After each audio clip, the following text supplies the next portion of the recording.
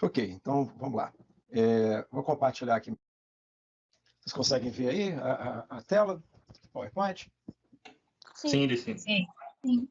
Gente, você sabe que quando eu estou projetando aqui, eu não consigo ver vocês, né? Então, qualquer pergunta, por favor, façam no microfone para poder. E podem me interromper a hora que for, tá?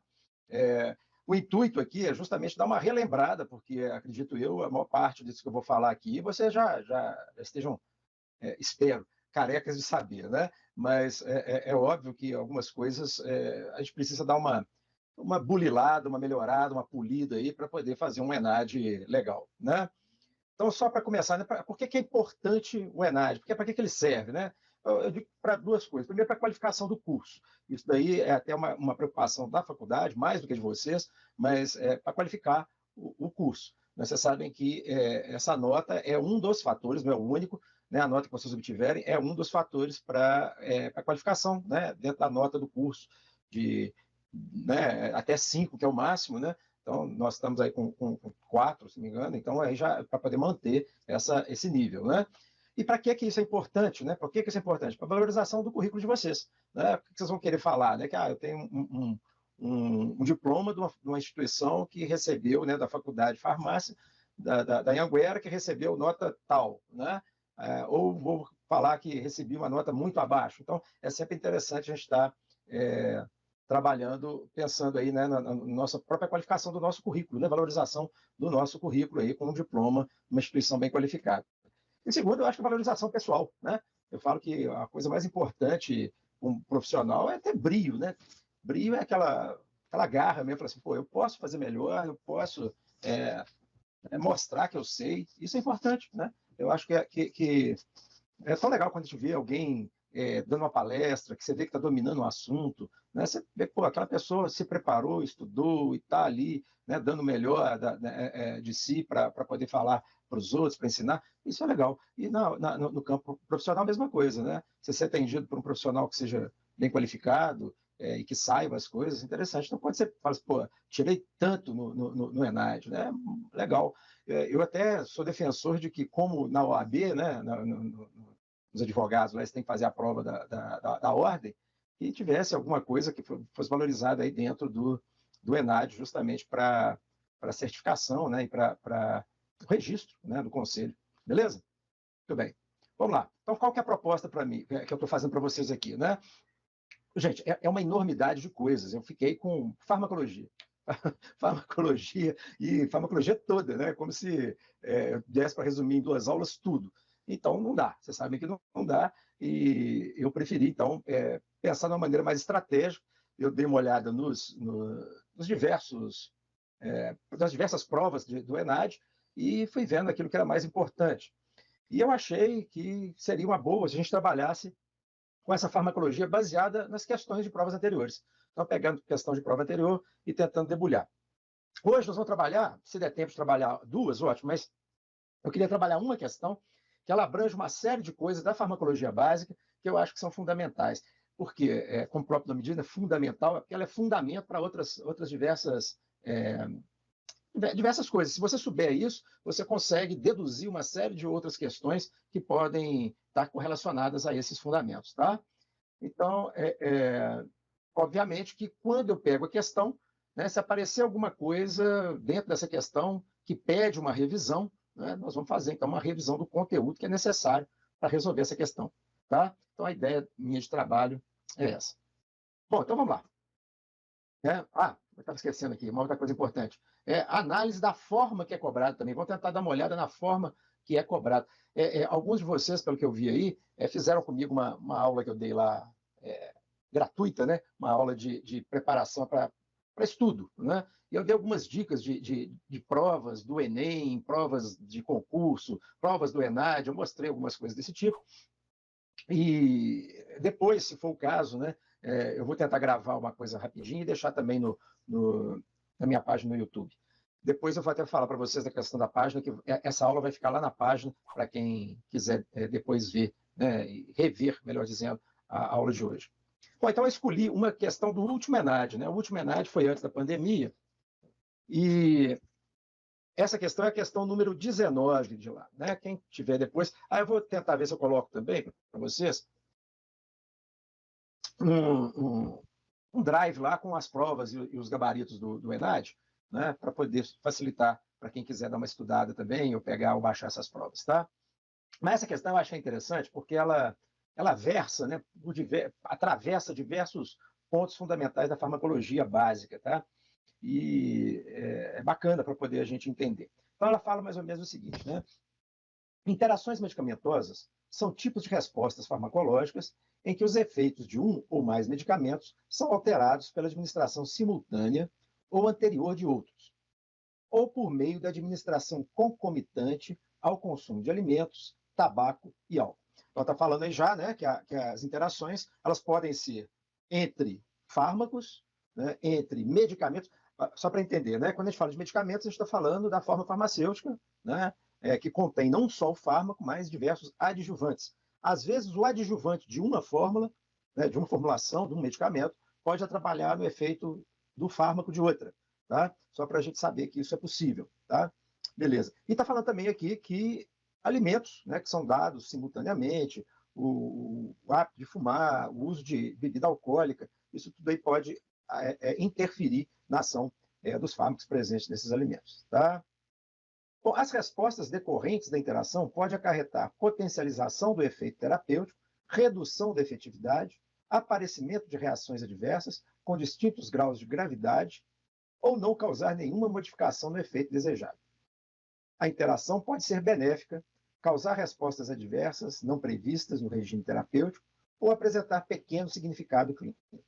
Então, na segunda parte, dizendo então, né, que essas interações elas podem aumentar ou reduzir o efeito de um dos fármacos, ou não causar alteração nenhuma. Né? Essas alterações, tanto para mais quanto para menos, podem ser desejadas, podem ser benéficas, né? Ou também podem ser inesperadas, podem causar reações graves, podem significar a interrupção do tratamento, ou até a agravação, né, o agravamento, melhor dizendo, da patologia, da doença ou do quadro clínico do paciente. Então, é importante que a gente conheça aí. Né? Então, consideradas as informações apresentadas, avalie as afirmações a seguir.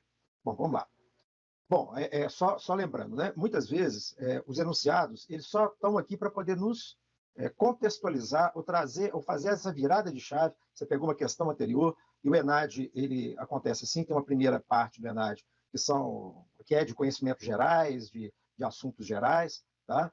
Que fala sobre sociedade, fala sobre política pública, fala de uma série de coisas, né? E aí quando você entra no conteúdo específico, é tanta coisa que às vezes você sai de uma questão que está falando lá de, sei lá, de legislação e entra numa outra que é de farmacologia, falando de interação. Então, a ideia desses enunciados, muitas vezes, é dar essa virada, né, na chave aí para poder se saber que está tratando de uma outra coisa. Entretanto, quando o enunciado é grande demais, eu até recomendo isso, né, já recomendei isso anteriormente, vá primeiro no que está sendo pedido. Tá? Vá no que está sendo pedido, ou vá nas assertivas, e veja se você vai precisar de ler aquele enunciado imenso para poder saber o que está sendo pedido. Tá? Então, às vezes o enunciado é só uma historinha mesmo para nos contextualizar. Bom, então vamos lá. Então ele apresenta quatro afirmações ou 4 assertivas e diz o seguinte. Primeiro, medicamentos que possuem grande afinidade pelas proteínas plasmáticas podem agir como deslocadores quando associados com outros, aumentando a concentração sérica livre destes e acarretando manifestações clínicas nem sempre benéficas. Por exemplo, a aspirina e a fenilbutazona, quando administradas de modo concomitante, aí na gráfica aí parece que deu essa separação entre concomitante, tá? Concomitante com a varfarina, eleva a concentração sérica do anticoagulante e seu potencial hemorrágico. Né? A segunda coloca lá, a administração de medicamentos com leite é bastante controversa. O leite altera o pH gástrico e pode aumentar ou diminuir a absorção de determinados fármacos. Por exemplo, sua administração com certos antibióticos, como a tetraciclina, é favorável, pois o leite aumenta a absorção do antibiótico. Terceiro, sinergismo é um tipo de resposta farmacológica obtida a partir da associação de 2 ou mais medicamentos, em que a ação resultante é maior do que a soma dos efeitos isolados de cada um deles. Um exemplo sinérgico benéfico é a associação da levodopa com a carbidopa. 4. No antagonismo, a resposta farmacológica de um medicamento é suprimida ou reduzida na presença de outro, muitas vezes pela competição desses pelo mesmo sítio receptor. Por exemplo, um tipo de interação que pode gerar resposta benéfica é a utilização da varfarina com alimentos ricos em vitamina K. Gente, aqui, antes da gente passar para destrinchar cada um dessas assertivas, eu queria mostrar aqui a dinâmica de como está sendo cobrado. Vocês percebam que eles fazem um enunciado primeiro e depois citam um exemplo, né? Muitas vezes o enunciado está correto e o exemplo está errado, ou o contrário, o enunciado está errado e o exemplo está correto. Para quê? Justamente para poder, né, confundir, né? Na verdade é essa. Então é importante se ler todo o enunciado, porque às vezes você começa a ler e fala, então é isso aqui, pronto, né? Isso aqui está correto. E não está. Né? Às vezes tem um detalhezinho da questão que faz ela ficar incorreta. Eu costumo dizer que toda meia-verdade é uma mentira completa. Então, toda questão meio certa, ela está errada. Tá? Se ela tiver meio certa só, ela está errada. Então, vocês têm que ter atenção nisso daqui. Então, agora, nós vamos fazer o seguinte. Nós vamos fazer uma revisão em cima dessas 4 afirmativas. Tá? Então, vamos lá. Vamos devagarzinho agora. Então, a primeira. Vamos lá. Vamos voltar aqui na primeira. Medicamentos que possuem grande afinidade pelas proteínas plasmáticas podem agir como deslocadores quando associados com outros, aumentando a concentração sérica livre desses e acarretando manifestações clínicas nem sempre benéficas. Por exemplo, a aspirina e a fenilbutazona, quando administradas de modo concomitante com a varfarina, eleva a concentração sérica do anticoagulante e o potencial hemorrágico. Beleza. Vamos entender um pouquinho o que está sendo dito aqui. Se aqueles que já fizeram comigo farmacologia, toxicologia, lembra que nós temos uma divisão dentro da farmaco, da toxicologia, que é a cinética e a dinâmica. Na farmacologia, farmacocinética e farmacodinâmica, na toxicologia, toxicocinética e toxicodinâmica. A cinética, então, é aquilo que fala, né, aquela parte da farmacologia que vai falar, então, do movimento do fármaco dentro do organismo, né? Onde o fármaco é o agente passivo, ou seja, ele está recebendo a ação. Ele vai ser absorvido, ele vai ser distribuído, ele vai ser biotransformado, ele vai ser excretado. Por quem? Pelo nosso organismo. Então, o agente da farmacocinética é o organismo. Tá? E o ator, aí, o que vai sobrar, melhor dizendo, o que vai ser passivo, o que vai sofrer os efeitos, né, é o fármaco. Então, vamos lá. Nesse caso específico, eles estão falando de uma característica de uma dessas etapas da farmacocinética. Da farmacocinética, eu estou adiantando aqui. Alguém sabe dizer qual é? Qual parte da farmacocinética que fala dessas proteínas plasmáticas?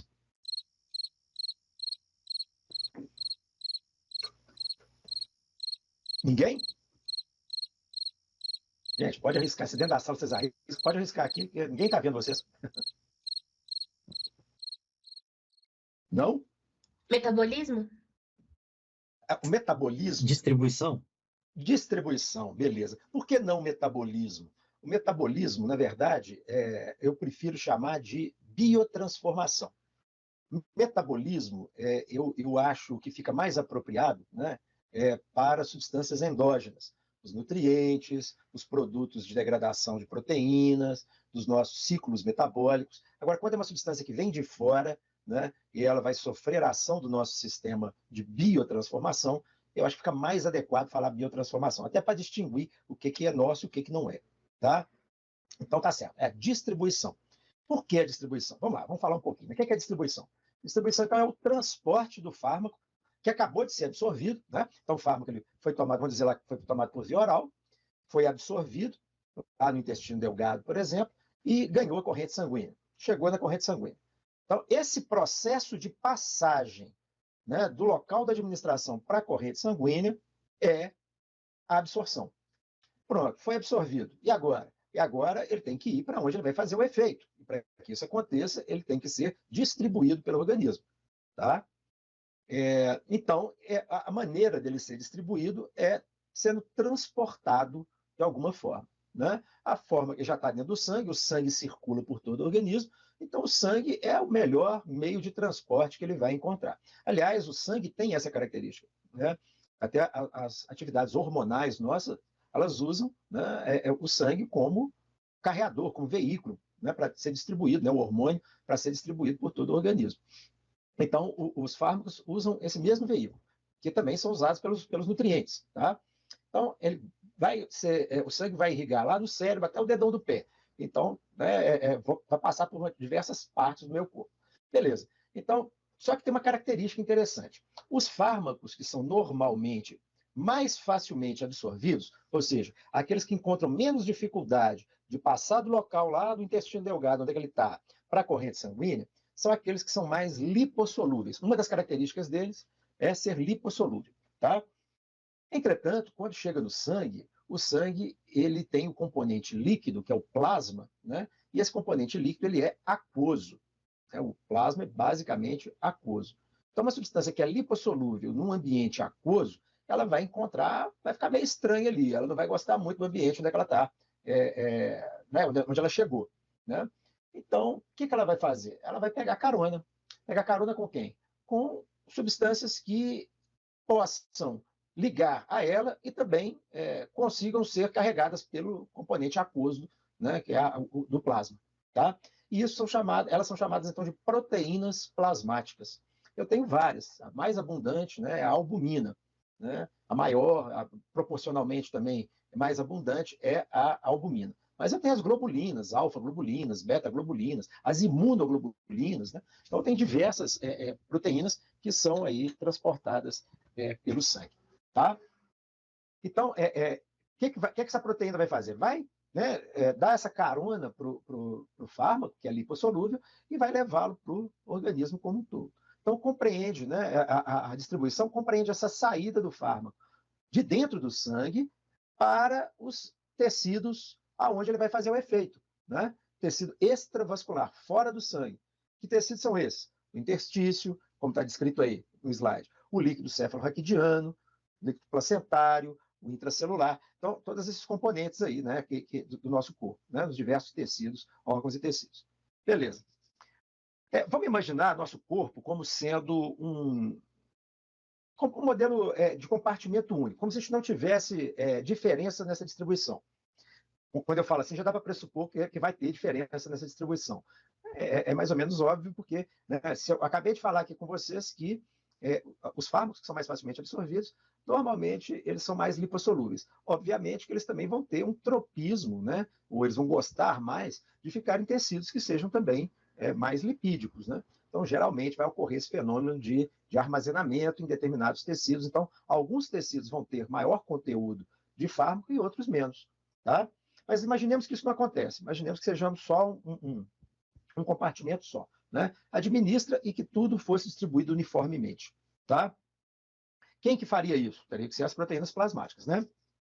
Aqui eu estou falando assim, eu tenho um modelo de 2 compartimentos, né, que é o que a gente mais usa, que é o compartimento intravascular e o extravascular. Ou seja, o compartimento que está dentro do sangue e o que está fora do sangue.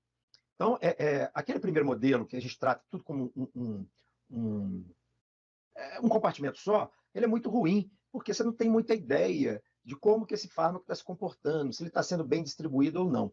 No modelo de 2 compartimentos, a gente já consegue começar a imaginar isso. Né? Então, eu teria aqui, né, os vasos sanguíneos, os diversos órgãos que têm sistemas vasculares mais complexos, como é o coração, os pulmões, o fígado. Tá? Então, eu tenho o compartimento extravascular, que é o restante do meu organismo. O que estiver fora do sangue é o compartimento extravascular. Muito bem. Então, nessa distribuição, as proteínas plasmáticas, elas têm essa função de levar esses fármacos para os diversos órgãos e tecidos.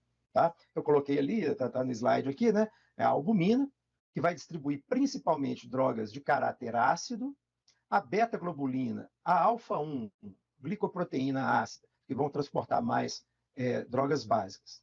Tá? Algumas células podem também, né, sanguíneas, podem também transportar determinados fármacos, como é o caso, por exemplo, de antimaláricos, né, que vão ficar absorvidos aí nos perfis de eritrócitos e tudo mais. O tecido adiposo, nós falamos que é um tecido de alta lipossolubilidade e, consequentemente, ele tem tendência a armazenar grande quantidade de fármaco, tá? Principalmente os lipossolúveis. O tecido ósseo, ele vamos dizer assim, ele não é um tecido bom de armazenamento, mas algumas substâncias se armazenam bastante no tecido ósseo, como é o caso das tetraciclinas. As tetraciclinas, inclusive, há muito tempo atrás, quando se usava tetraciclina em excesso, elas causavam até manchas nos dentes e tal, né? Por quê? Porque ela tem essa característica de depositar em tecido ósseo. A tetraciclina, só uma informação adicional, ela tem, inclusive, contraindicação durante a gravidez, especialmente no último trimestre. A maior parte dos fármacos é contraindicado no início, né, da gestação, já a tetraciclina, elas são contraindicadas no final da gestação. Por quê? Porque é justamente no final da gestação onde está ocorrendo a incorporação de cálcio nos ossos do bebê, do feto, né? Então, aí, a tetraciclina interferiria nesse processo, podendo causar, inclusive, má formação óssea nessa criança. E no esmalte dentário também, né? Nos dentes de leite, né?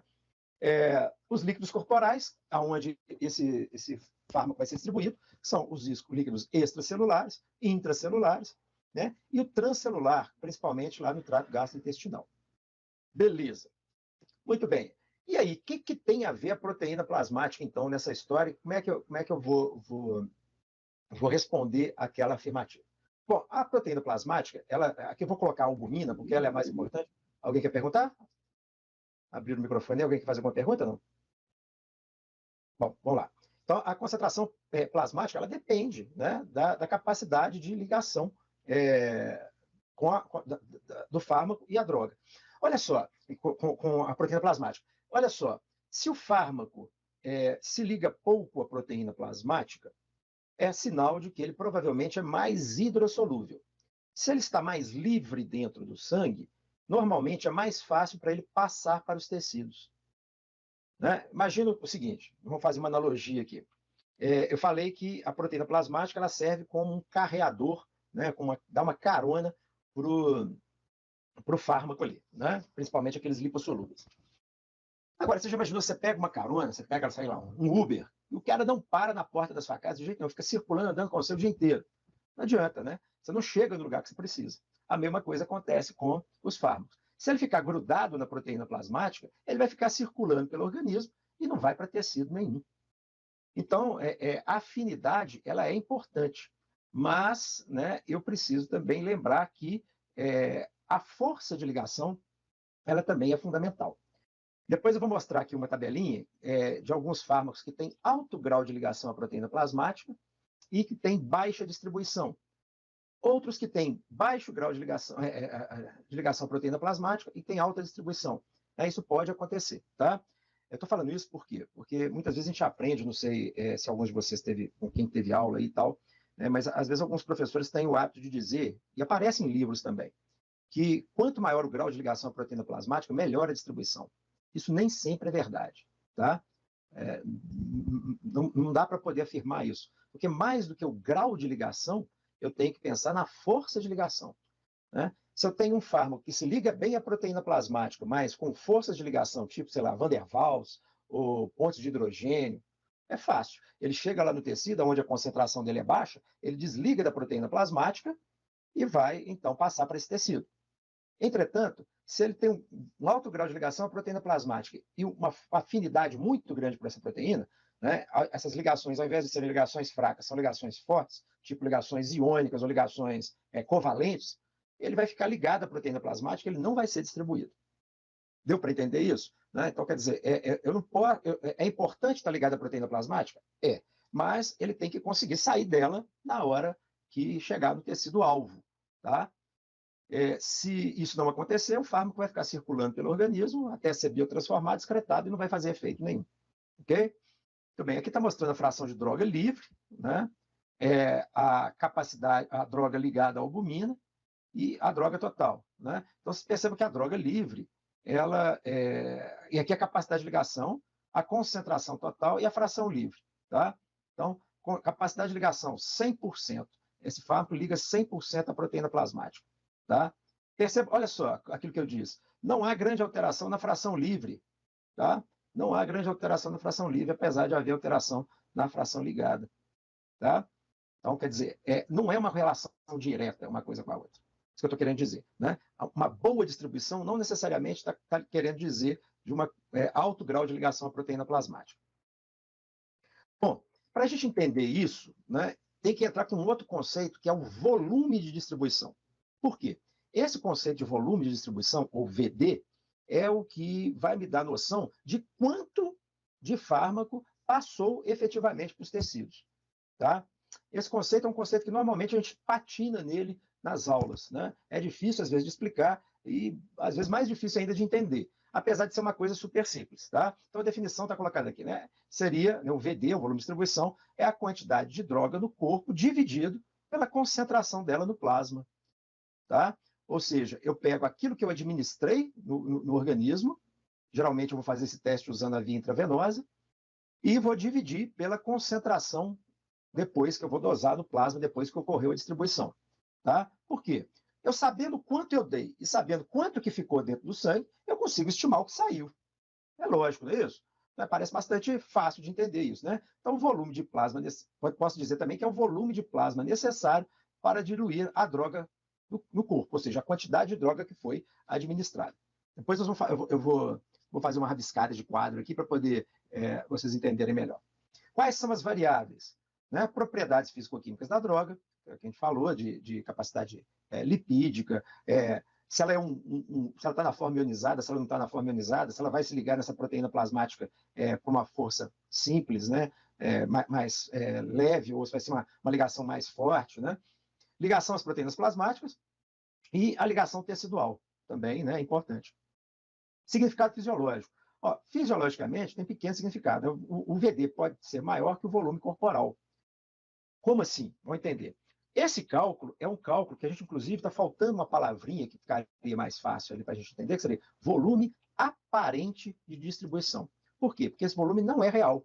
Esse VD vai me dar, em termos de litro por quilo, mas não é um volume real. Tá? É um volume estimado para me dar a ideia de quanto fármaco saiu. Tá? Então, um indivíduo adulto vai ter aí, né, se a gente pensar, eu acho que eu coloquei essa tabelinha, não coloquei não, mas eu mostro aqui.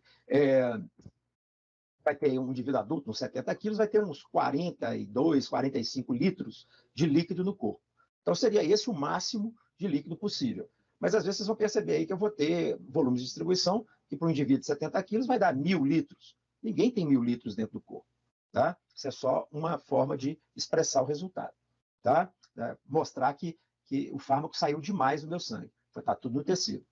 Significado prático, né? É o cálculo da droga corporal, é importante na toxicologia. O cálculo da dose de ataque, para quando eu vou começar um tratamento, principalmente em casos, por exemplo, de antibióticos, é fundamental. E também entender a velocidade de eliminação da droga. Muito bem, aqui é uma forma de expressar. Vamos tentar imaginar a seguinte situação. Eu peguei um recipiente, aqui um becker, e coloquei uma quantidade de droga ou de fármaco aqui dentro. Então, eu coloquei 10 miligramas de fármaco aqui dentro. O volume que eu tinha, tá, era de 500 ml. Ok? Então, se eu dividir, né, os 10 miligramas por 500 ml, né, ou for estimar a concentração por litro, significa que em 500 ml eu tenho 10 miligramas, em 1 litro eu vou ter 20, que é o dobro. Né? Essa seria a concentração. Beleza? Quer dizer, aqui eu fiz uma mistura simples. Lembra daquele primeiro gráfico que eu mostrei lá? É como se meu corpo fosse uma caixa d'água, como se fosse esse becker aí. Eu joguei a droga lá dentro e misturou uniformemente. Tá? Então, 10 miligramas da droga foram jogados aqui dentro, 500 ml de água, né, o volume. Então, se eu quiser fazer uma concentração em miligramas por litro, eu vou ter 20 miligramas em 1 litro. Cálculo simples. Beleza. E aí, o que aconteceu? Aí, no experimento, eu vou e coloco alguns pedaços de carvão dentro do becker. Tá? E esse carvão ele vai ter a capacidade de segurar, de reter meu fármaco.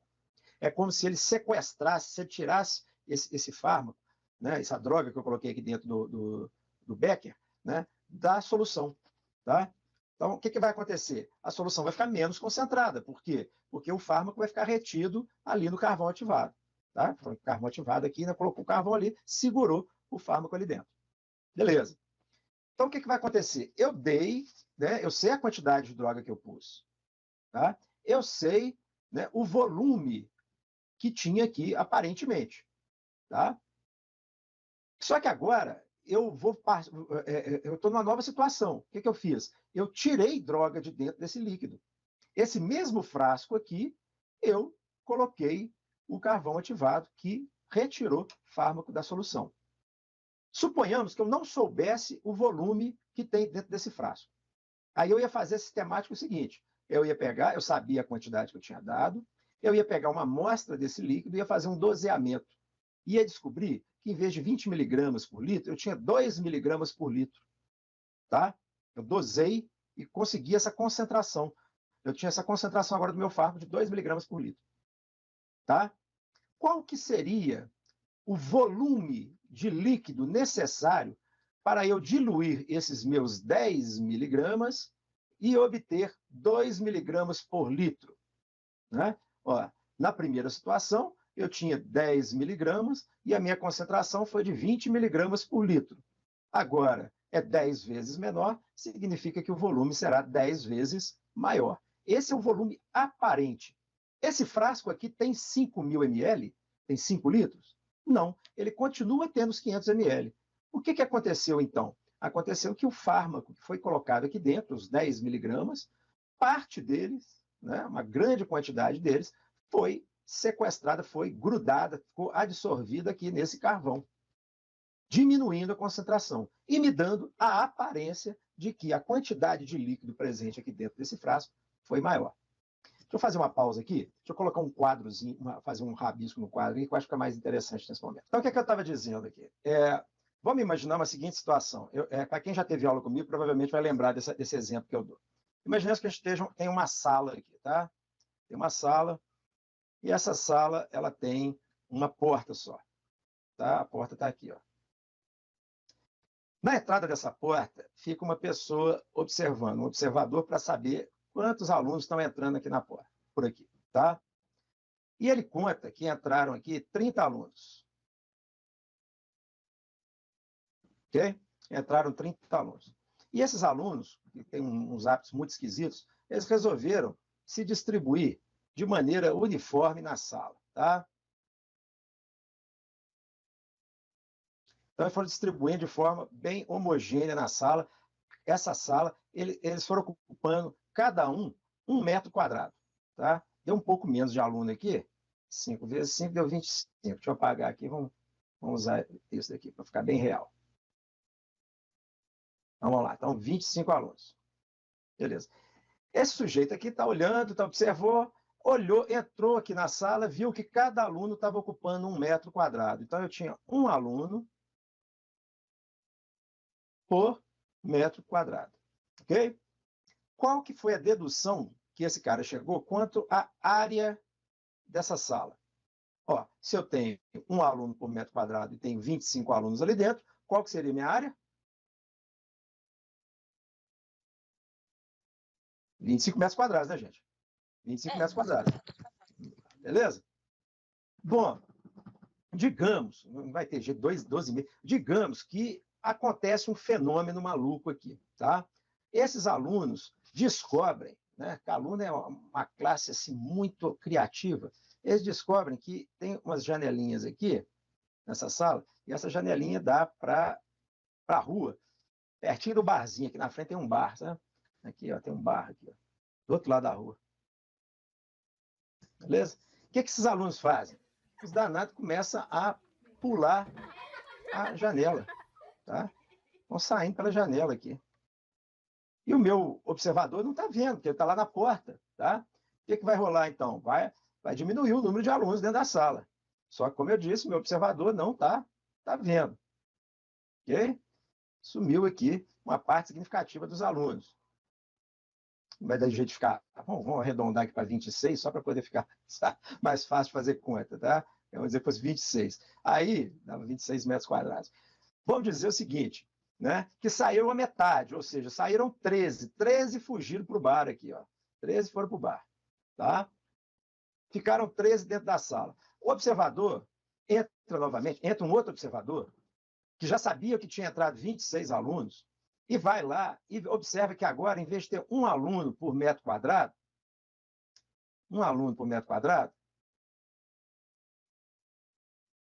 agora eu tenho 2 alunos por metro quadrado. Entretanto, ele não contou os alunos, ele ainda está acreditando que são 26 que estão lá dentro. Tá? Então, ó, se eu tenho 26 alunos, cada um deles ocupando 2 metros quadrados, eu vou ter a impressão que essa sala vai ter o quê? 52 metros quadrados, correto? Não é isso? 2 vezes 6, 12, vai 1, 4, 52 metros quadrados. Tá? Olha só, a sala tem 52 metros quadrados? Não, não tem. Tá? Mas, pela metodologia que esse sujeito usou para poder fazer a medida, ele chegou à conclusão. Essa daqui é uma área, não é real, é uma área aparente. Ok? Beleza. Então, a sala não tem 52, a sala continua tendo 26 metros quadrados. Né? Mas a metodologia me deu a entender que eu tenho 52. Por quê? Porque teve 13 caboclinhos que saíram pela janela e foram tomar uma no bar. Tá? Bom, beleza. Vamos agora passar isso aqui para a distribuição. Então, vamos lá. Ó. Deixa eu voltar aqui para a caneta preta. Então, eu tenho o VD, é também um volume aparente. Ele não é real. Tá? E a metodologia é basicamente a mesma. Eu vou, né, vou colocar o número de pessoas ali dentro, uma quantidade, pessoas, não, desculpe, de fármaco ali dentro. Então, eu coloco uma quantidade de fármaco conhecida. E depois eu pego, né, espero, administro principalmente, né, preferencialmente por via intravenosa, tá? Por via intravenosa, espero um pouquinho, colho uma amostra de sangue e vou ver a concentração plasmática. Tá? Digamos, então, que eu vou pegar uma droga experimental. Todo mundo já conhece aí, quem teve aula comigo já conhece a licinio-micina. Licinio-micina. A licinio-micina é um antibiótico da classe das lincosamidas, tá? Então, a licinio-micina, ela vai ser administrada, eu vou administrar 100 miligramas da licinio-micina, né, no indivíduo. Vou esperar um tempinho, então isso aqui foi por via intravenosa, e ver. Vou esperar um tempinho e vou colher uma amostra. Colher a amostra e faço doseamento. O doseamento deu 0,01 miligramas por ml. Tá? Essa foi a concentração depois da distribuição. Bom, beleza. Então, ó, é uma regra de 3 simples. Ó, eu tenho 100 miligramas, que foi o que foi administrado. Né? Eu tenho aqui a minha concentração plasmática, que foi 0,01 miligramas. Isso daqui está em 1 ml. Eu quero saber quantos ml, né, aqui é a minha interrogação, quantos ml seriam necessários para diluir esses 100 e obter esse valor aqui. Então, é dividir por isso, né, multiplicar por 1 e dividir por 0,01. Isso dá mais 2 zeros aqui, né? 100 mais 1, 2. Ou seja, eu vou ter 10.000 ml. Tá? 10.000 ml. Ou seja, 10 litros. Okay? Esse seria o volume de distribuição da licinio-micina. Agora, digamos que eu tivesse obtido uma concentração ainda menor. Tá? Em vez de 0,1, deixa eu colocar uma outra cor aqui, vou colocar uma vermelha. Eu tivesse obtido 0,001. Ó, aí eu ganharia um zero a mais aqui, que daria, em vez de 10 litros, daria 100 litros. Algum ser humano tem 100 litros de plasma, de sangue, de seja lá o que for? Não. Esse volume aqui também é um volume aparente. Qual que é o volume de plasma que um indivíduo adulto, 70 quilos, tem mais ou menos correndo nas suas veias? Em torno de 3, 3,5 litros, tá? Em torno disso, de plasma. Então, quer dizer, mesmo aquele valor inicial da licinio-micina, que foram 10 litros, significa que boa parte do fármaco não está mais dentro do sangue, não está mais ali dentro do plasma. Saiu, foi para o bar tomar uma. Isso é que é o conceito de volume de distribuição. Tá? Volume de distribuição, então, é assim, quanto maior ele for, mais me indica, igual o caso da sala aqui anterior, né? Vamos lá agora. Quanto maior eu achar que a sala vamos supor que depois eu fosse fazer uma outra medida, desse 104. Depois fizer outra medida, 208. Né? Foi saindo gente lá de dentro, tá? Foi saindo mais gente. Tá? Se vai aumentando a área, significa que mais gente saiu. Deu para entender isso? Da mesma forma que, à medida que eu diminuo a concentração, eu aumento o volume. Vocês viram aqui, ó, até na cor diferente, pus um 0 a mais. Tá? Então, eu estou aumentando esse valor. Por quê? Porque a concentração está ficando menor. Ah, por que ela está ficando menor no plasma? Porque o fármaco está saindo do plasma. Para onde que ele foi? Para algum lugar. Onde? Eu não sei. Mas ele saiu do sangue, ele foi distribuído. Ele foi para algum tecido. Pode ter ido mais para o tecido adiposo, pode ter ido mais para o tecido muscular, pode ter ido mais para o osso, não importa. Né? O que importa é que ele saiu do organismo. Ok? Melhor dizendo, saiu do organismo, saiu do compartimento intravascular, passou para o compartimento extravascular. Então, e isso, a velocidade que isso vai acontecer depende da ligação à proteína plasmática. Agora, uma coisa interessante, deixa eu fazer aqui já uma jogada aqui para a gente entender. Olha só, digamos que eu tenho um fármaco X aqui, tá? Então, eu tenho algumas moléculas desse fármaco X que acabaram de entrar na minha corrente sanguínea, estão lá no meu sangue, tá?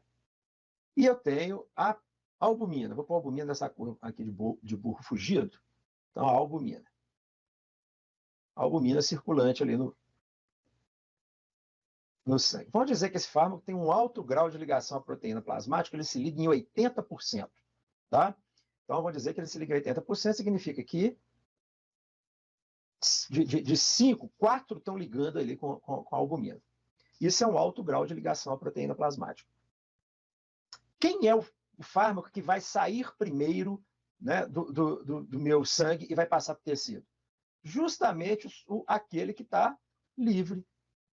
Tá? É o fármaco livre. Esse daqui, né, é a minha fração livre, vamos dizer assim, né? Fração, é ruim abrir de escrever aqui, fração livre. Ok?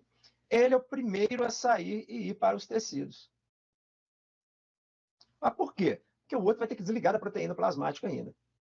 O que a afirmativa lá está fazendo? Está dizendo? Ela está falando que se eu usar um outro fármaco, vamos dizer, né, colocar um fármaco verde agora aqui, esse fármaco verde está lá no meu sangue também, e ele também tem afinidade pela albumina.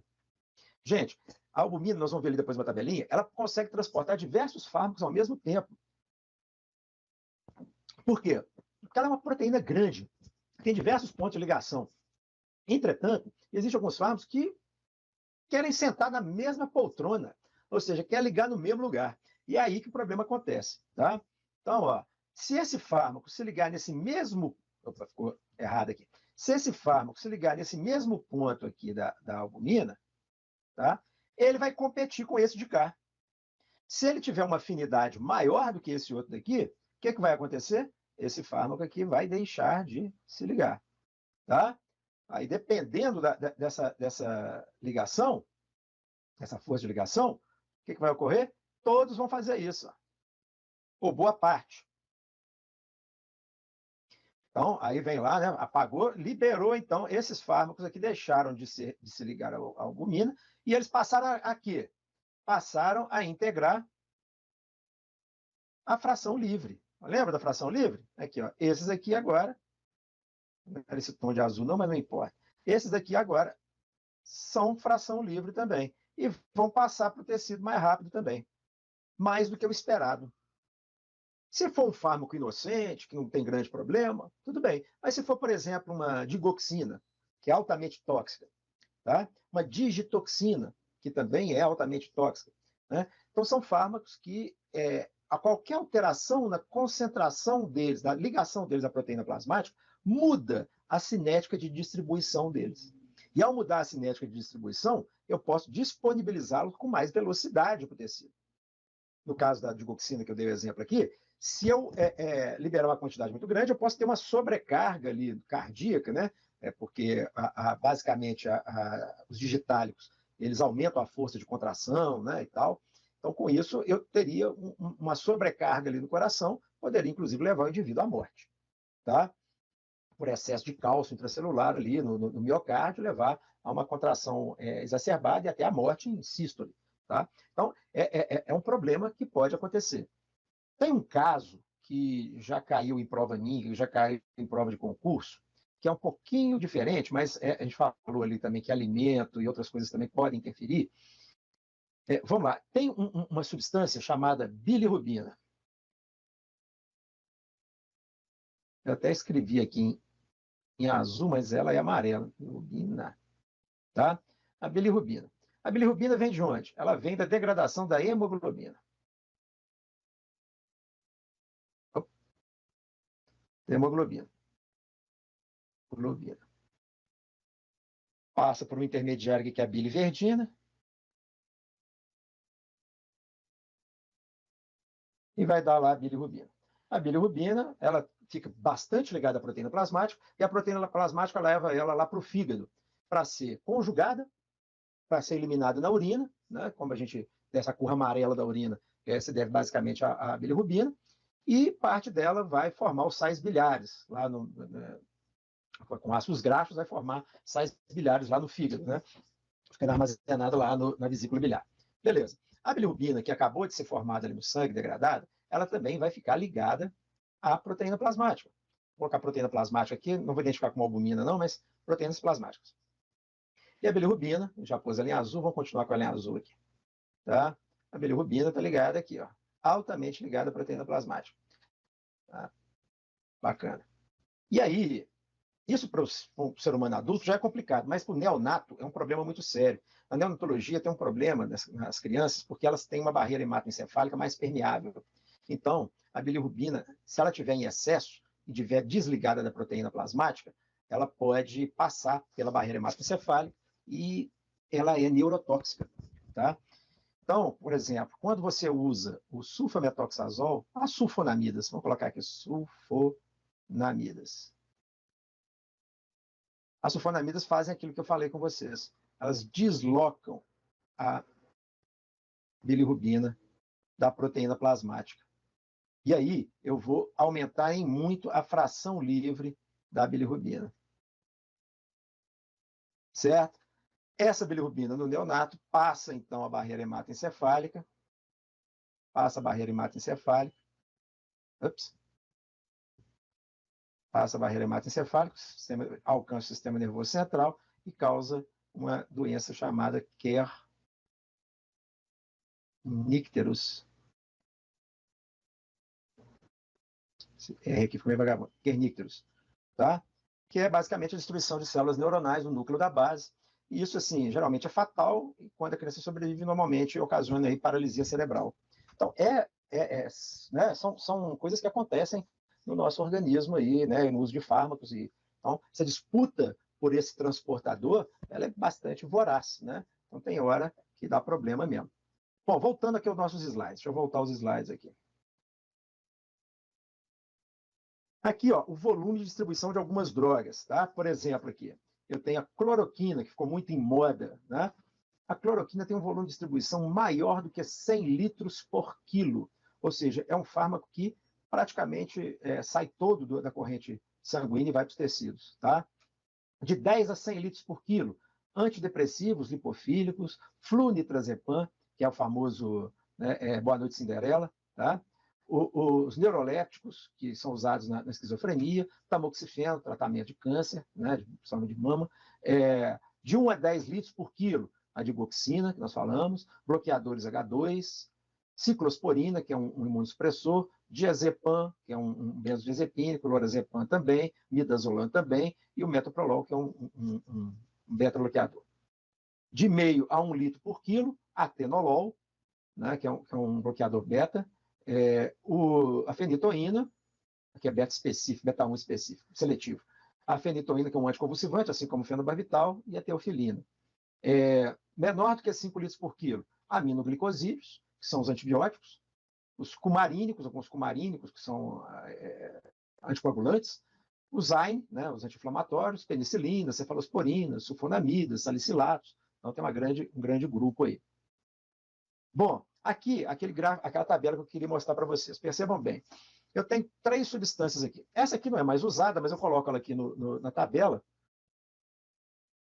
como exemplo. Por quê? O volume de distribuição dela é muito pequeno. Estão percebendo aqui? É 0,045 litros por quilo. Então é bem pequenininho. Significa que ela sai muito pouco do sangue. O grau de ligação à proteína plasmática dela é de 60%. Vamos esquecer o fenobarbital aqui, vamos para a cloroquina que a gente tinha falado lá. volume de distribuição dela é de aproximadamente 115 litros por quilo. A ligação, na porcentagem de ligação à proteína plasmática, 61 mais ou menos 9, vai cair na mesma faixa aqui da auranofina. Por que as duas têm praticamente o mesmo grau de ligação à proteína plasmática e volumes de distribuição altamente distintos, né, bem diferentes? Ó, se essa daqui tem um volume de distribuição muito pequenininho, significa que ela fica no sangue, que ela não abandona o sangue, correto? Essa aqui tem um volume muito grande, significa que muito do meu fármaco saiu pela janela e foi para o bar, né? Saiu do compartimento central e foi para os tecidos, né? Olha só, então, quer dizer, não tem uma relação direta entre a proporção de ligação à proteína plasmática e o volume de distribuição. Agora, se cair numa prova, por exemplo, né, uma pergunta do tipo, né, põe uma tabela dessa e fala assim, qual dos fármacos apresenta, né, esquece o fenobarbital, qual dos fármacos, a auranofina ou a cloroquina, tem maior afinidade pela proteína plasmática? O que vocês diriam? Qual das duas? Como que é a pergunta mesmo? Olha a auranofina e a cloroquina. O volume de distribuição da auranofina é pequenininho. A porcentagem de ligação à proteína plasmática é de 60%. A cloroquina, volume de distribuição enorme, 115 litros por quilo. Ligação à proteína plasmática, 61%. Então, quer dizer, basicamente a mesma coisa. Isso aí já me evidencia uma coisa, que não há uma relação direta entre a porcentagem de ligação e o volume de distribuição. Mas eu estou dizendo para vocês que tem a ver a afinidade, a força de ligação com a distribuição. Olhando essa tabela, qual das duas, a auranofina ou cloroquina, tem maior força de ligação, maior afinidade pela proteína plasmática? A auranofina. Perfeito, exatamente. Por quê? Porque apesar da proporção ser pequena, ser a mesma, né, essa daqui provavelmente não está largando a proteína plasmática, eu estou encontrando dificuldade muito grande de sair dela, né? Enquanto a cloroquina, ela está ali na proteína plasmática realmente surfando, literalmente surfando ali na proteína plasmática para poder chegar nos tecidos aonde ela quer chegar, tá? Então isso é importante. Qual dessas duas vocês acham que seriam mais susceptíveis a serem deslocadas da proteína plasmática?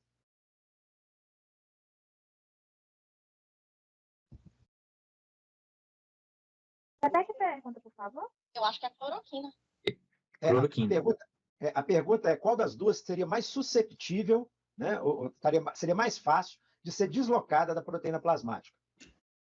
Cloroquina. Cloroquina. Cloroquina, eu acho. Por quê? Porque a cloroquina ela vai ter uma afinidade menor, vai ter uma ligação, uma força de ligação menor.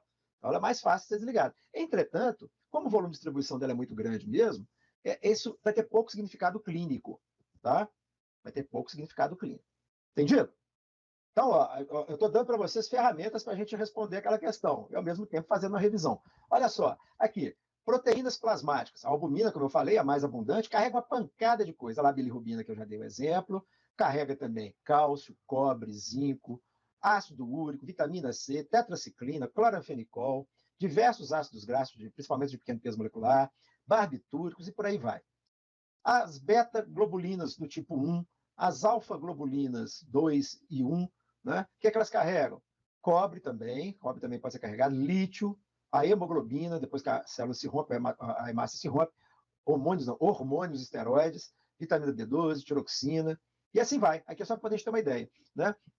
Então, quer dizer, eu tenho diversas substâncias que estão sendo carregadas pelo mesmo carregador. Eventualmente, alguma delas pode competir com a outra pelo lugar, né, de ligação, pela janelinha do ônibus, entendeu? Então, quer dizer, elas querem sentar no mesmo lugar. Aí vai ter uma deslocando a outra. Aquela que for mais fraca, ou melhor dizendo, aquela que tiver menor força de ligação, que as forças de ligação forem forças mais brandas, tipo Van der Waals ou ligação de hidrogênio, vão ser normalmente eliminadas, né, ou afastadas primeiro. Vamos voltar aqui, né? Ficou meio apagado, já apaguei a próxima, mas estava dizendo lá que medicamentos que possuem grande afinidade de proteína plasmática podem agir como deslocadores quando associados com outros, aumentando a concentração livre desses e acarretando manifestações clínicas nem sempre benéficas. Até aqui, tudo certo, né? Beleza. Até aqui correto. Por exemplo, aí é que vem. Por exemplo, a aspirina e a fenilbutazona, quando administradas concomitantemente à varfarina, eleva a concentração sérica do anticoagulante e o potencial hemorrágico. O que vocês acham? Verdade. Verdade, está certo. Né? Então, preste atenção nas duas partes. Nesse caso aqui, as duas estavam corretas, tá? Tanto um quanto a primeira parte quanto a segunda parte. Beleza. Então, já sabemos então que as proteínas são fundamentais na distribuição, interferem significativamente nessa distribuição e que, mais do que a porcentagem de ligação, eu tenho que pensar na afinidade, na força de ligação à proteína plasmática. Aquela que tiver mais mais avidez, mais força, mais afinidade pela proteína, se ela se ligar no mesmo lugar de outra, com menos afinidade, ele vai deslocá-la. Tá? Vai deslocar esse fato. Beleza. Segundo tópico aqui. A administração de medicamentos com leite é bastante controversa. Inclusive, depois eu vou fazer a propaganda, estou lá com um podcast, estou doido para estrear ele, mas estou precisando ter um público lá. O podcast chama Pode Tomar com Leite. Tá?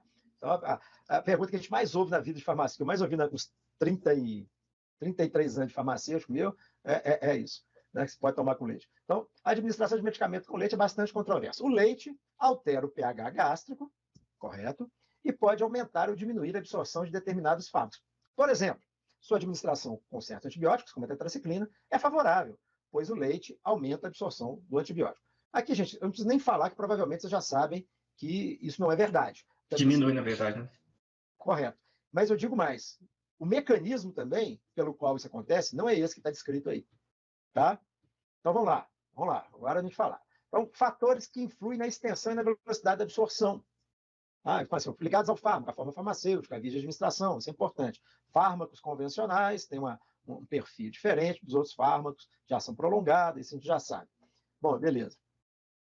Agora, eu tenho aqui alguns fatores que estão ligados a propriedades físico-químicas do fármaco que são importantes, como, por exemplo, a lipossolubilidade ou hidrossolubilidade, que estão relacionados diretamente com o coeficiente de partição óleo-água.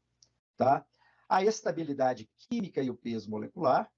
Estabilidade química, gente, se esse fármaco ele é quebrado pela acidez estomacal, se esse fármaco tem tendência a precipitar, se esse fármaco tem tendência a formar quelato, tudo isso está relacionado com a estabilidade química. Tá? E o peso molecular é aquela história. Não adianta ser muito lipossolúvel se o peso molecular for muito grande.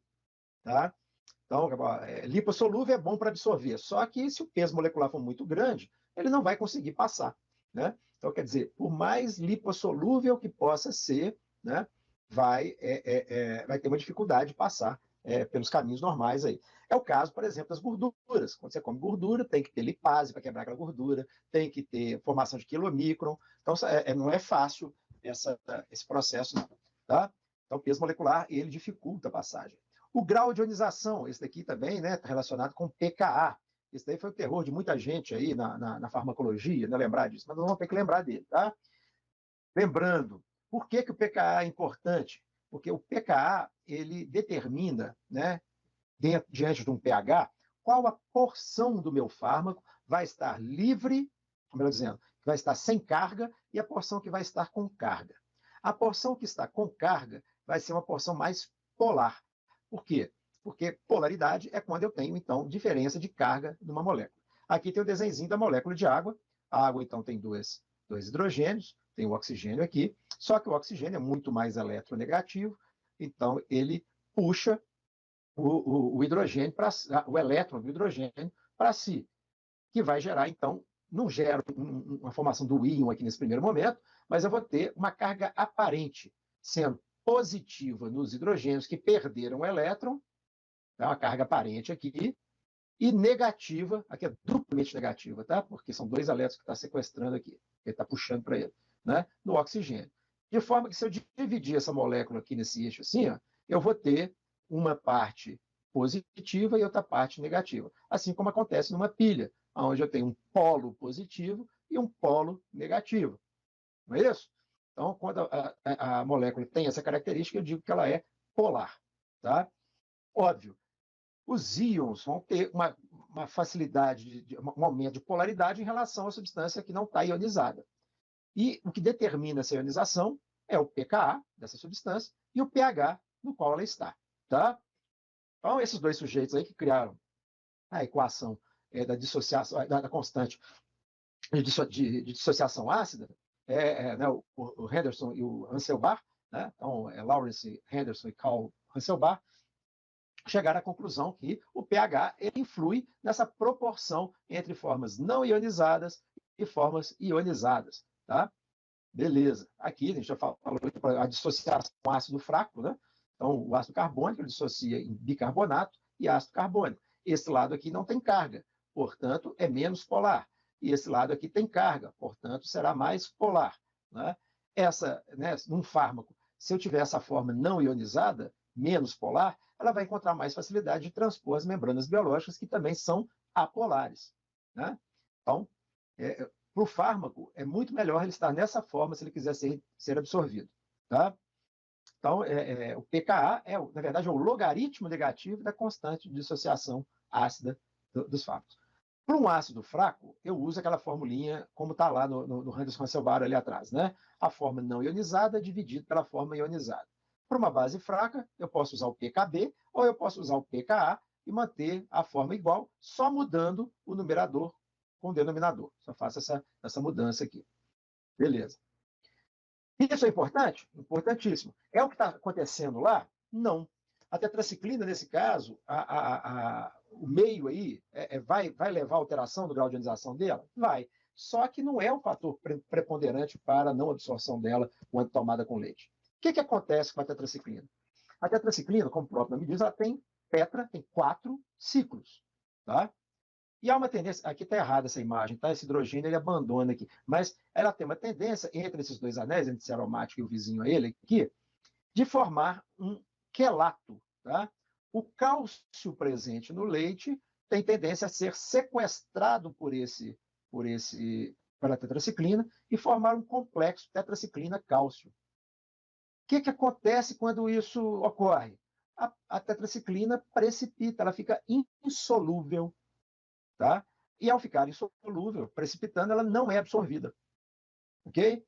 Então, a ausência de absorção não é tanto por causa de alteração do pH, mas muito por conta da formação do complexo insolúvel. Entendido?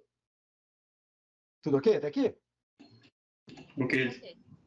Isso acontece também com outras substâncias, como, por exemplo, a penicilamina. A penicilamina também é um fármaco usado justamente para isso. Intoxicação por chumbo, por exemplo. A pessoa que está intoxicada por chumbo usa penicilamina porque ela vai sequestrar. O chumbo também é 2+, tá? Então, lá, outros íons também podem ser complexados com a tetraciclina ou com a penicilamina. Por exemplo, o magnésio, o ferro, 2+, e 3+, o alumínio, 3+. Todos eles podem formar também complexo. Então, não é só tomar com leite, não, que é o problema. É tomar também com antiácidos do tipo neutralizante, como hidróxido de cálcio, hidróxido de alumínio, hidróxido de magnésio, todos esses fármacos aí, né, quer dizer, leite de magnésia, Milanta Plus, essas coisas. Você tomou a tetraciclina junto com eles, a absorção dela vai ser um desastre. Aqui tem um gráfico mostrando isso, olha só. Essa reta contínua aqui mais alta é a tetraciclina dada com o estômago vazio. É a concentração plasmática em microgramas por ml e o tempo em horas. Tá? Então, tomou, a concentração sobe, alcança lá o pico por volta da segunda hora, provavelmente aqui, e depois vai caindo, vai caindo, vai caindo. Tá. O que acontece se tomar lá com hidróxido de alumínio? Tá? Então, 20 ml de hidróxido de alumínio. Ó para onde que vai essa curva. Né? Então, quer dizer, terrível, né? Já limita a absorção terrivelmente. Se tomar com um copo de leite, 250 ml, um copo desses de requeijão aí de leite, olha lá, olha o que vai acontecer. Mais baixo ainda, certo?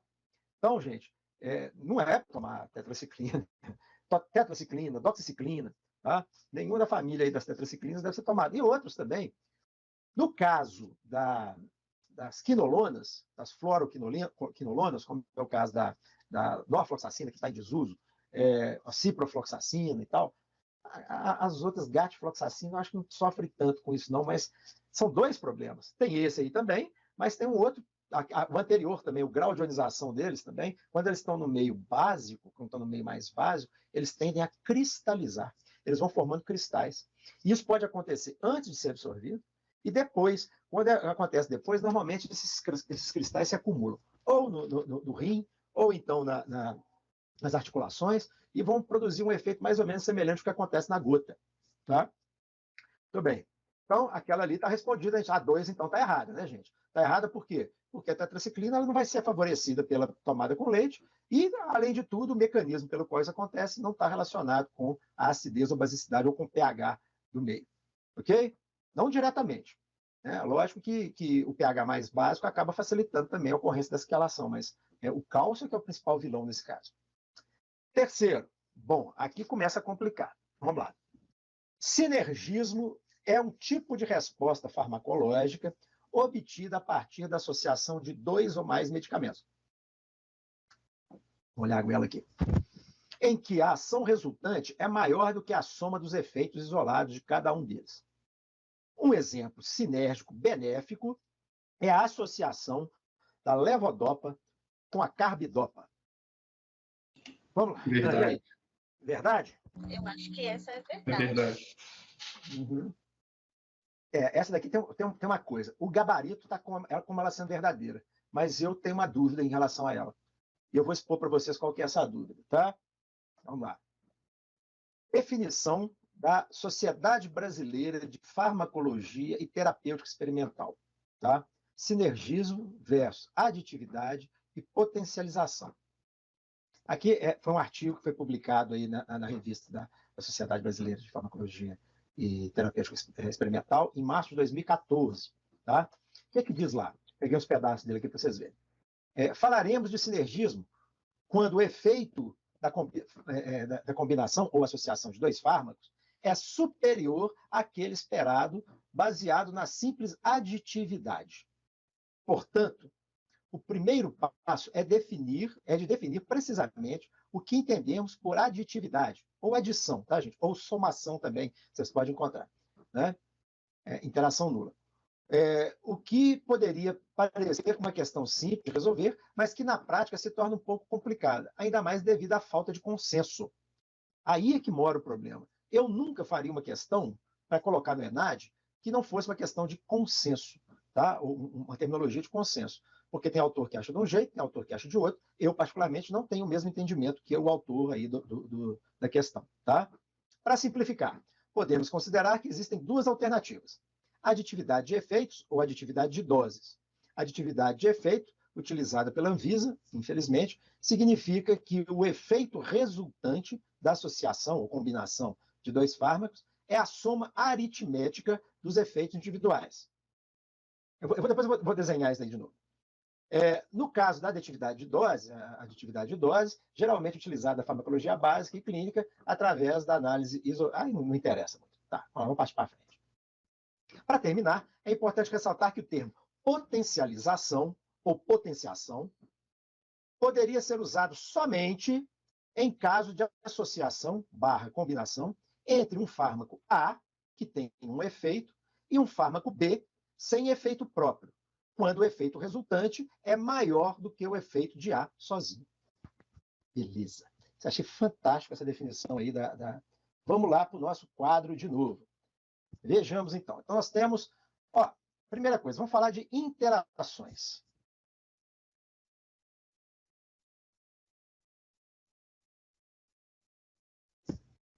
O relógio está mandando eu levantar e fazer exercício. Interações.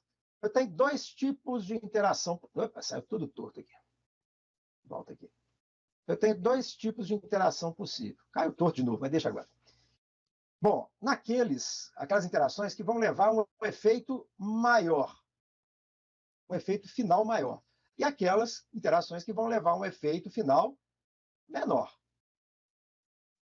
Ok? Vamos ser didáticos aqui para explicar. Bacana. Maior, eu tenho 3 possibilidades. Vamos à primeira delas aqui.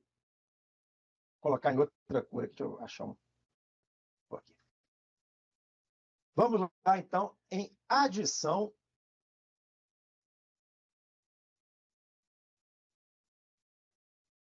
Adição, ou somação, ou adiciação, seja lá o tempo que fosse for dar.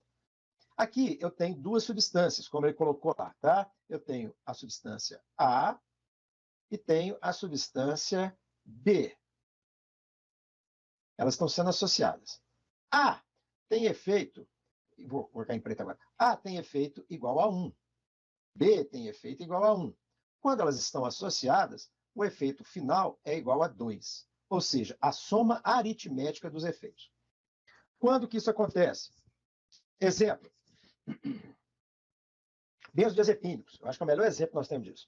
Benzodiazepínicos. Tem muito médico que às vezes aparece lá a prescrição, o médico está prescrevendo diazepam e clonazepam na mesma receita. Olha só, os receptores são exatamente os mesmos. Tá? O que vai acontecer no final? Ou, às vezes, tem uns que colocam, inclusive, o mesmo fármaco em forma de apresentação diferente, gotas e comprimido. Bom, beleza. Então, quando eu estou somando dois fármacos, colocando dois fármacos que agem no mesmo receptor, tá? O efeito final vai ser o número de receptores ocupados pelos dois. Concordo? Então, assim, ó, dei o clonazepam, ele ocupou 50 receptores. Aí eu dei o diazepam, que ocupou mais 50. O resultado final são 100 receptores ocupados, e com isso, a depressão causada no sistema nervoso central vai ser igual à soma aritmética dos dois resultados. Só isso. Isso é adição. Não há avanço, né, em nada aí nesse caso. Segunda possibilidade, que é, então, o sinergismo. Deixa eu colocar de outra cor aqui. Esse azul aqui. Sinergismo. No sinergismo, aí acontece essa situação aqui parecida. A substância 1, A, tem efeito igual a 1, a substância 2 tem efeito igual a 1, mas quando elas são associadas no organismo, o resultado é 10. Ué, o que aconteceu aqui? Né? Houve, além dos efeitos individuais, quando elas se encontram, o resultado vai ser ampliado. Uma aumenta o efeito da outra. Exemplo, os mesmos benzodiazepínicos tomados com álcool. Álcool é um depressor do sistema nervoso central. Que eu bebi? Ué? Que eu bebi? Ué, não é pinga não? Não é cerveja não? Tomei uma cerveja. Só que a forma que ele deprime é diferente, né? Ele diminui a condutância do neurônio, altera a permeabilidade da membrana do neurônio, com isso retarda a transmissão nervosa. Bom, isso somado à hiperpolarização provocada pelos benzodiazepínicos, vai ser pior do que o efeito do benzodiazepínico isolado e pior do que o efeito do álcool isolado. Por isso que é muito raro, praticamente impossível, uma pessoa tentar suicídio com benzodiazepínico apenas e conseguir. Agora, se ele mistura com álcool, a chance aumenta bastante. Então, isso é sinergismo. Beleza. A outra possibilidade aqui. Uma cor aqui mais bacaninha. Não, na verdade é o preto primeiro aqui. Olha lá. Então, eu tenho a outra possibilidade aqui, que seria a potenciação ou potencialização. Vou colocar potenciação.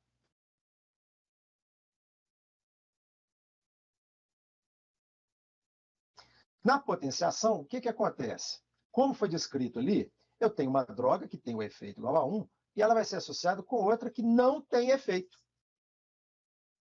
E o resultado vai ser maior do que o efeito da substância sozinha. Ok? Então, o que está acontecendo aqui? A substância sem efeito está potenciando ou potencializando o efeito da substância A. Mas ela em si, sozinha, não produz efeito. Pronto, acabou. Essa é a explicação. Vocês conseguiram visualizar? Agora vamos lá. Carbidopa, levodopa e carbidopa. Levodopa mais carbidopa. Alguém sabe me dizer como é que funciona? Para que é indicado primeiro? Parkinson. Da Parkinson. No Parkinson, você sabe como é que é a fisiopatologia do Parkinson? Não? Lembrou não? Você tem... Você tem a ver com os receptores de dopamina. Exatamente, receptores de dopamina. Não é só a ver com o receptor. O receptor é o menor problema nesse caso aí. Porque nós temos uma região no nosso cérebro, uma via, que é chamada via nigroestriatal, que liga a substância negra com o corpo estriado. Nessa região, ela é dominada por 2 tipos de neurotransmissor. A dopamina, que vocês já falaram aí, e a acetilcolina. As pessoas que têm predisposição ao Parkinson, ou que por algum motivo vão desenvolver o Parkinson, o que acontece ali? Começa a haver uma morte dos neurônios produtores de dopamina. Então, assim, ó, eu tenho, não sei se vocês estão conseguindo me ver aí no quadrinho aí embaixo, mas né, você tem uma balança, tá? Vou desenhar aqui uma balancinha, ó. Você tem aqui uma balança. De um lado, eu tenho acetilcolina e de outro lado, eu tenho a dopamina. Tá? Deixa eu passar a balança maior aqui para poder... Aqui. O que acontece se a dopamina acabar? Né? Vai começar a acabar a dopamina, vai sobressair o efeito da acetilcolina. E é justamente o efeito da acetilcolina que leva à sintomatologia do Parkinson. Rigidez muscular, tremor, a dificuldade de marcha, né? Ataxia, aquele quadro todo que a gente já conhece aí do Parkinson. E é progressivo, porque os neurônios vão morrendo, até que não tem muita solução mais. O que se faz, então? Se tenta compensar esse efeito. 2 maneiras para compensar esse efeito. Uma é aumentar a produção de dopamina. Ué, né? A ideia é essa. Como é que eu faço isso? Dando mais matéria-prima. Qual que é a matéria-prima? A levodopa. Tá? Então, eu dou por via oral aí a levodopa e ela vai, então, disponibilizar. Eu vou disponibilizar mais matéria-prima, eu vou conseguir produzir um pouquinho mais aqui, tá? Deixa eu colocar aqui uma setinha para cima, eu consigo dar uma recuperada nessa dopamina e equilibrar aí mais ou menos. Tá? Só que tem um probleminha com a levodopa. A levodopa, ela sofre a ação de enzimas que estão presentes, as monoaminoxidases, principalmente, que estão presentes na circulação sanguínea. Então, quando eu absorvo, a levodopa sofre essa ação e vai ser quebrada. Sendo que o que vai conseguir passar pela barreira hematoencefálica e chegar no sistema nervoso central é uma quantidade muito pequenininha, tá? E, consequentemente, vai provocar pouco efeito aqui nessa produção de dopamina. Entendido? Para que você associa a carbidopa? A carbidopa também deve aumentar. Não. A carbidopa ela vai inibir as enzimas, inibidora das enzimas das MAL, tá? Das MAL periféricas. Monoaminoxidase. Tá? Então, inibe a MAL. Ao inibir a MAL, sobra mais levodopa. Essa levodopa vai passar uma maior quantidade aqui para o sistema nervoso central e eu vou ter um up aqui na minha produção de dopamina. Aí sim, aí está valendo a pena. Hoje nem carbidopa está se usando mais, está usando benzerazida, né? Que é mais eficiente ainda. Então, olha só. A carbidopa tem ação na produção de dopamina direta? Não. Quem que é o que causa aumento da produção de dopamina? O levodopa. Então, a levodopa ela tem o efeito aqui da substância A, correto? Concorda comigo? Sim.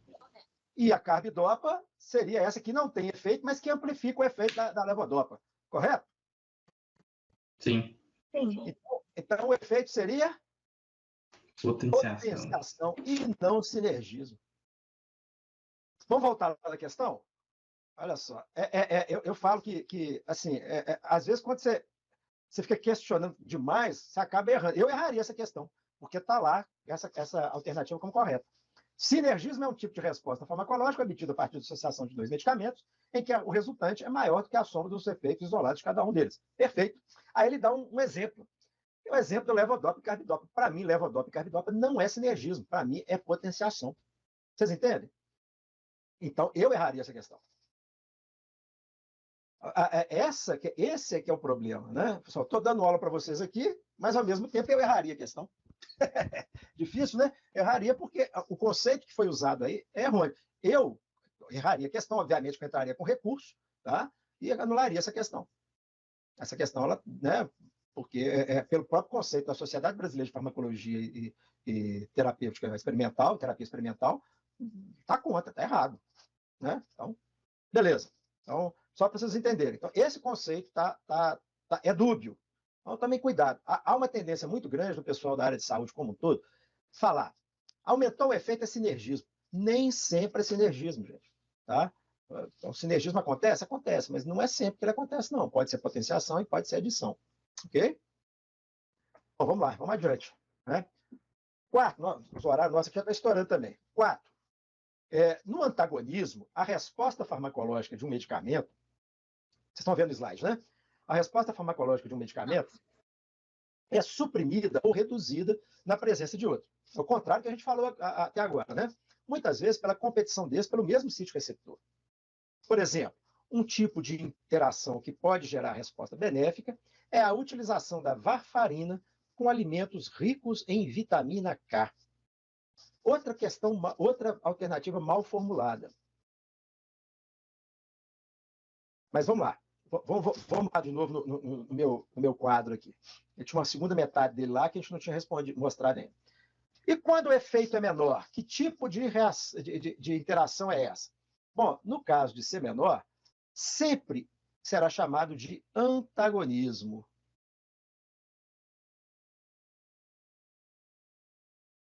Então, toda vez que for menor, é antagonismo. Entretanto, eu tenho tipos de antagonismo. Tem antagonismo químico,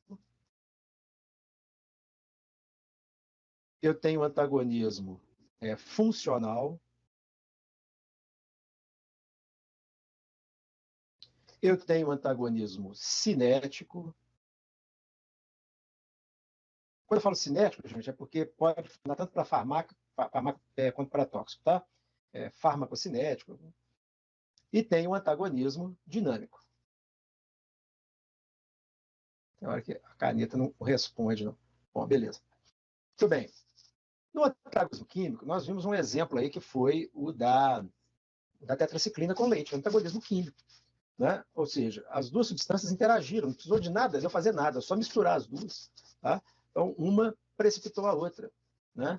Ou com o hidróxido de alumínio lá, né? Também precipitou. Então, quer dizer, duas substâncias químicas interagindo e de forma que vai diminuir a absorção, ou que pode acelerar a excreção. A penicilamina, quando ela é administrada por via intravenosa para poder tirar chumbo, que o cara está intoxicado com o chumbo lá, é isso, ela vai reter o chumbo ali e vai ser colocado para fora para ajudar a eliminação do chumbo. Tá? Então, antagonismo químico. Pronto. Antagonismo funcional. O que é um antagonismo funcional? É quando os efeitos são opostos, mas os mecanismos não têm nada a ver um com o outro.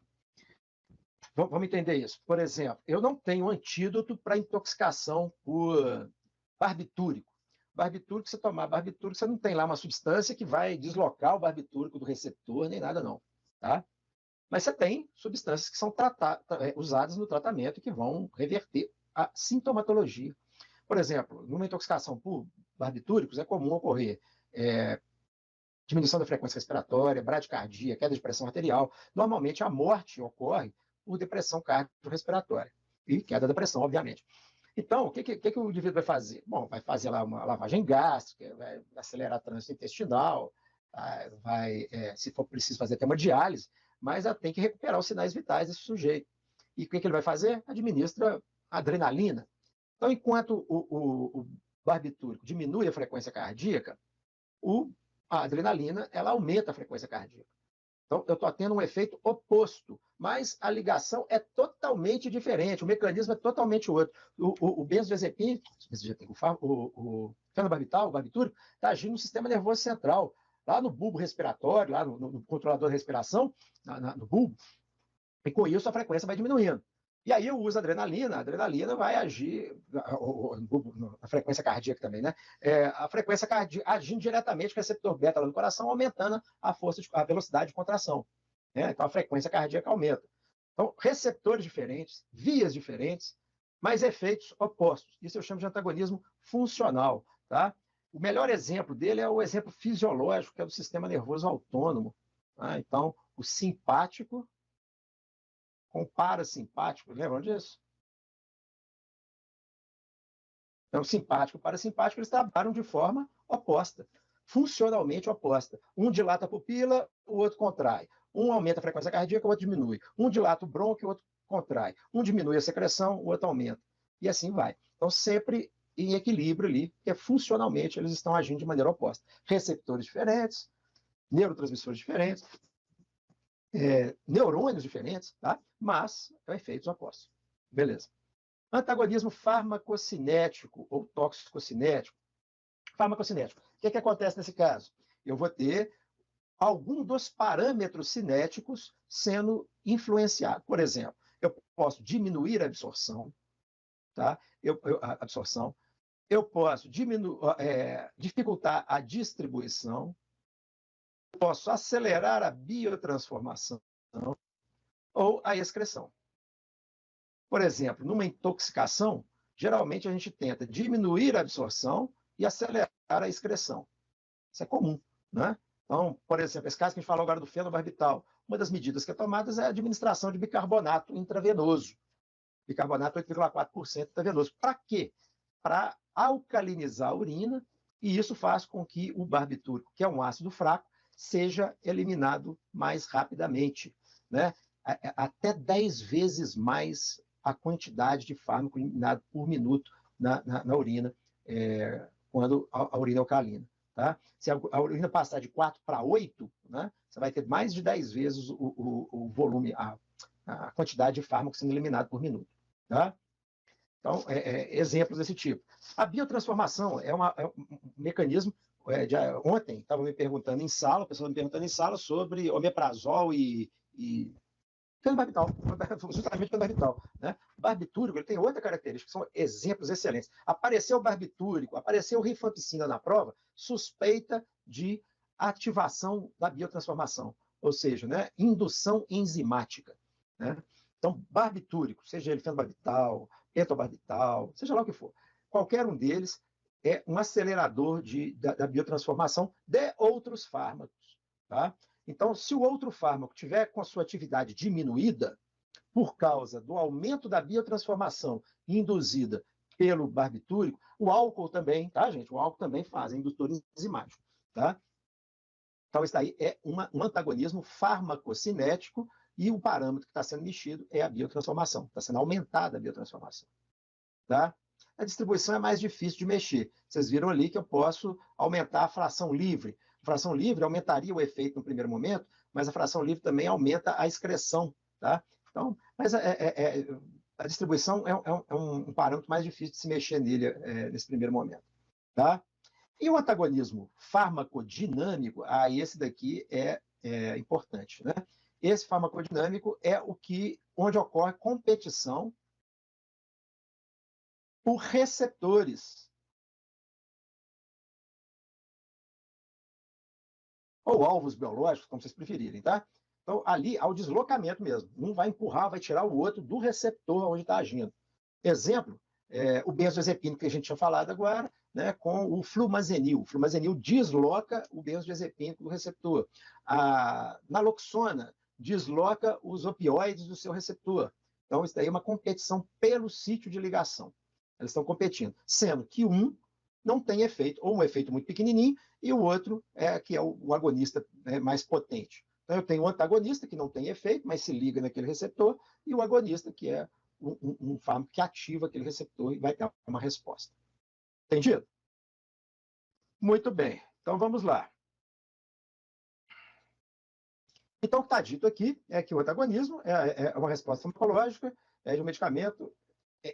No antagonismo, a resposta farmacológica de um medicamento é suprimida ou reduzida na presença de outro, muitas vezes pela competição. Quando está competindo pelo sítio do receptor, aí é um antagonismo farmacocinético, farmacodinâmico, tá? Aquele que a gente acabou de explicar por último agora. Por exemplo, um tipo de interação que pode gerar resposta benéfica é a utilização da varfarina com alimentos ricos em vitamina K. Você sabe o mecanismo de ação da varfarina? O que a varfarina faz? Como é que é conhecido essa classe da varfarina? Varfarina é anticoagulante. É um anticoagulante, né? É um anticoagulante do tipo... Ela bloqueia as enzimas. Antivitamina K. Olha só, né? A vitamina K é um cofator importantíssimo na fixação de cálcio, né, em fragmentos de glutamato, tá? Então, eu preciso da vitamina K. A deficiência de vitamina K leva à diminuição da circulação sanguínea, tá? E a varfarina, ela vai fazer isso, ela vai evitar a atividade da vitamina K. Ok? Então, não Para é um quê? efeito benéfico. Exatamente. Vocês perceberam? O princípio da questão foi legal, mas a resposta, que o exemplo, não foi legal. A interação existe realmente. Se eu pegar um alimento rico em vitamina K, em fitomenadiona, né, que é a vitamina K1, né, eu vou diminuir o efeito da varfarina. Isso não é benéfico, porque eu posso, se a pessoa está tomando varfarina, acredito eu, é porque ela tem alguma chance de ter uma trombose, um acidente tromboembólico, alguma coisa do tipo, né? Então, ou fez uma cirurgia, ou está com marca-passo, seja lá o que for. Então, se eu diminuo a atividade da varfarina, eu estou facilitando a morte desse sujeito. Entendido? Entendido. Então, estaria errado.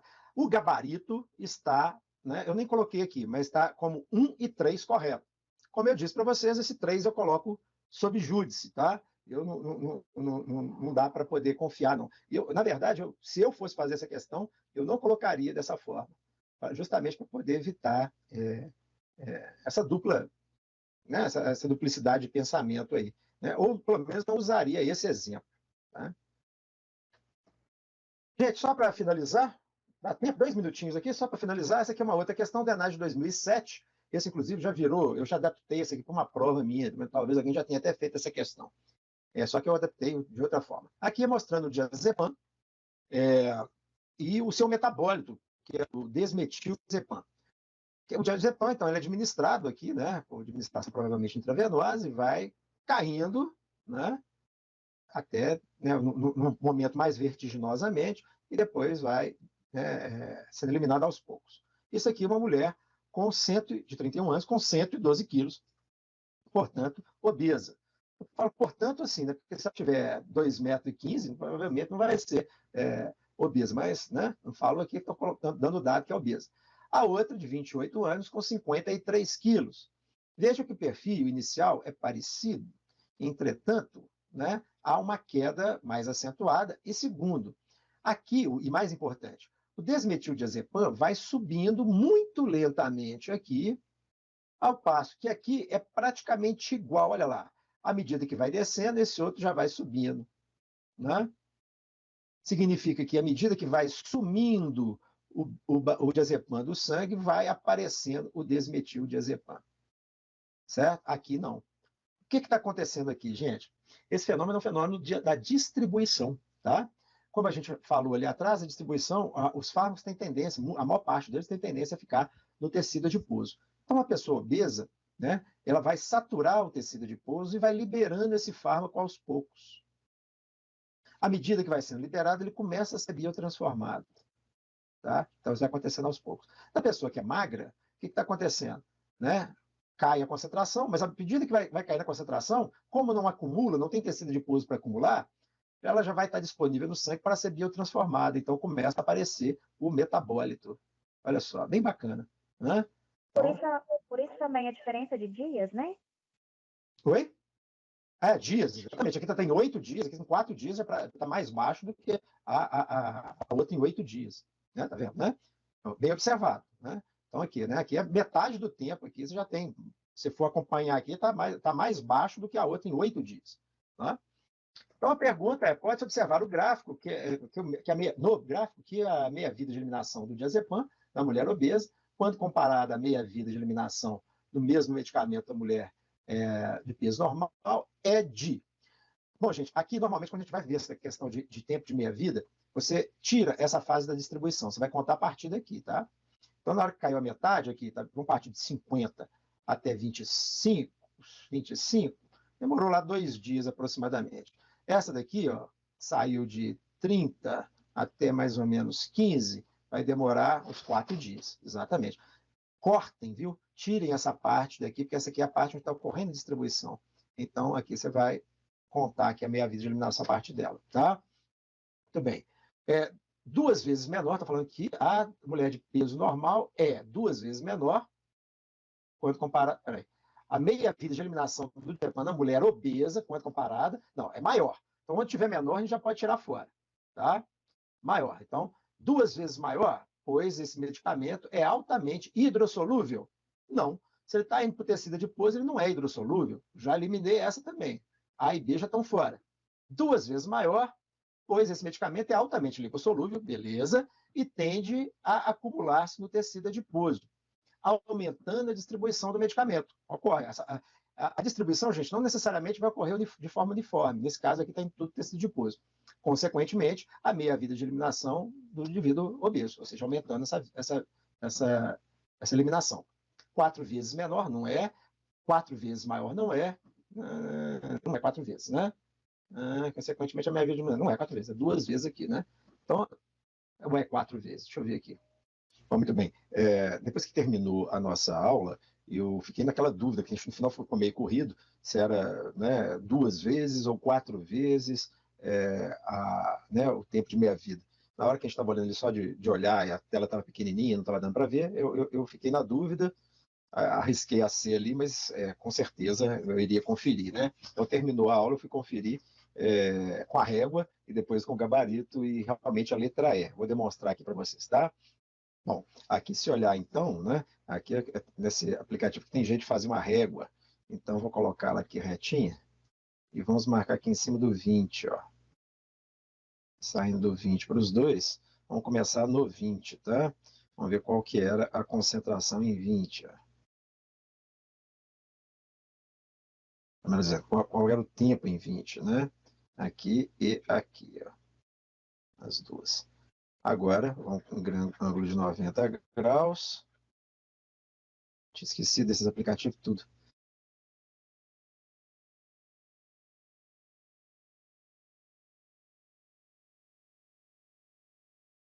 Aqui também. E no momento 2, né? No momento 2, então tem que cair a metade a concentração plasmática. Nesse caso aqui, vamos passar para 10, né? A concentração vai cair para 10. Agora vamos ver quando que isso ocorreu.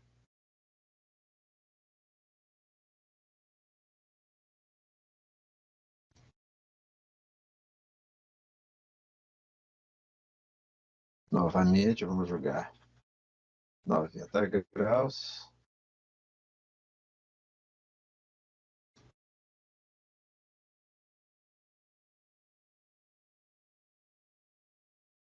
Deixa eu voltar essa daqui, só porque ficou meio fora do lugar aqui. Beleza. Então, a gente pode ver o seguinte, ó. Aqui está começando em 3, né? 3 a 8. Começa aqui aproximadamente em 3, vai até 8, e aqui de 2 até 3. Aqui dá 1, né? A diferença aqui é 1. Nossa, ficou horroroso esse 1 aqui. Deixa eu fazer de novo aqui. 1.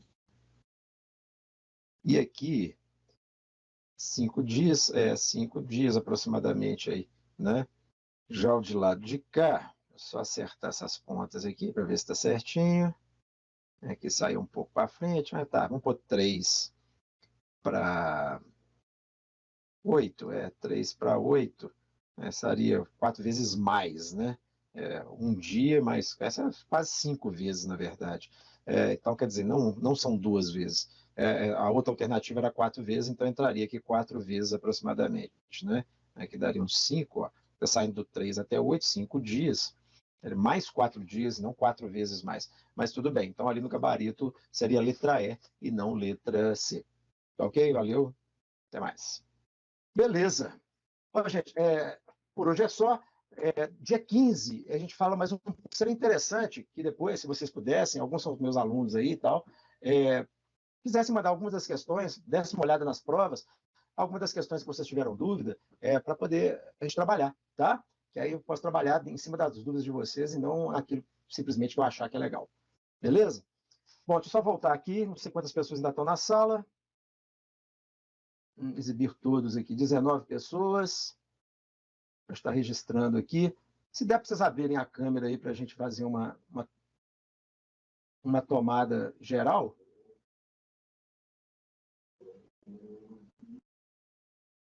Ó, vai aparecendo todo mundo na escadinha lá.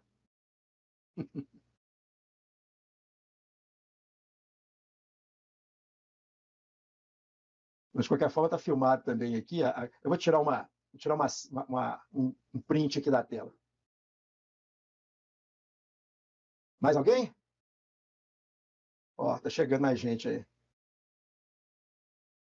Mais alguém de câmera fechada aí? Beleza? Então todo mundo sorrindo aí, falando sífilis. Espera aí. Beleza. Valeu, gente. Alguma dúvida, algum comentário? Quer perguntar alguma coisa? Já está dispensado. Quem não quiser mais nada, pode. Valeu, Lucine, boa noite. Valeu, boa noite. Boa noite. Obrigada, tchau, tchau. Agora vamos para cerveja. Boa noite, professor. Tchau, tchau. Boa noite.